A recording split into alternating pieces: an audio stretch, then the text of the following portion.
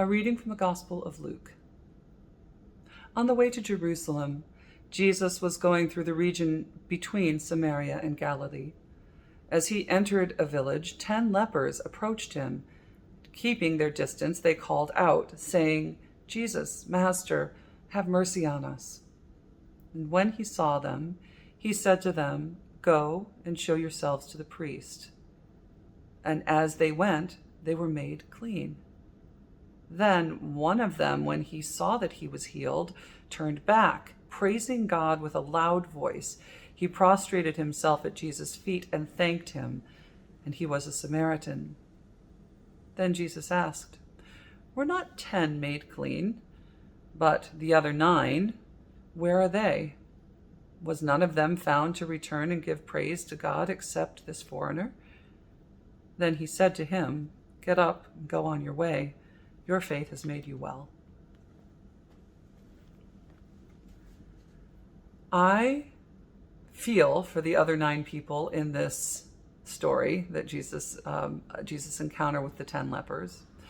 I feel for them because I think we spend a lot of our time as people trying to navigate social situations and work situations and family situations and trying to understand what the rules of the road are, how we fit in.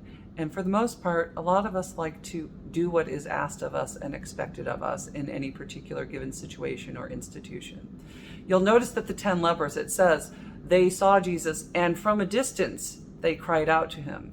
They knew that Jesus could help them. They sensed that Jesus could help them, and they wanted the healing that they thought Jesus had, but they observed the convention or the rule, the best practice of social distancing there. They did not come up to Jesus and grab the hem of his robe as others have done. They did not try to press in on him as crowds do. They observed keeping their distance. So these are people who sort of follow the rules of the road. And Jesus tells them, "Go and show yourself to the priest." And so if I'm in this situation, Jesus tells me to do something, I'm going to go do it. So I feel a little sad for them because this has happened to me too, where I'm following what I think has been asked of me.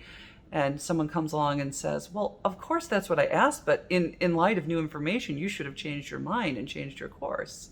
So I have a real deep sympathy for the other 9 who were doing what Jesus told them to do. He said, "Go show yourself to the priest," and by God, they were often showing themselves to the priest. But Jesus in this encounter, he actually validates this eruption of gratitude and thanksgiving on the part of the one who happens to be a Samaritan, who happens to be the one who we would, the hearers of Jesus' story, would be least likely to expect the Samaritan to sort of adhere to good Orthodox teachings and understandings of going to show oneself and have the religious imprimatur of your priests. The one who was least likely to have followed the rules of the road and in fact just brushed the rules aside and ran back and just shared what was on his heart, which was an absolutely explosive expression of gratitude and love. He goes back and finds Jesus and insists on saying, thank you for what you've done in my life. So I think that's worth you and me just focusing on that little scenario for ourselves today. And my sense is if you're on the St. James Episcopal Cathedral mailing list, you may be a person who is inclined to be seeking an orderly and generative experience of collective faith. In other words, we are able to worship together in ways because we tend to observe conventions and structures and things like that.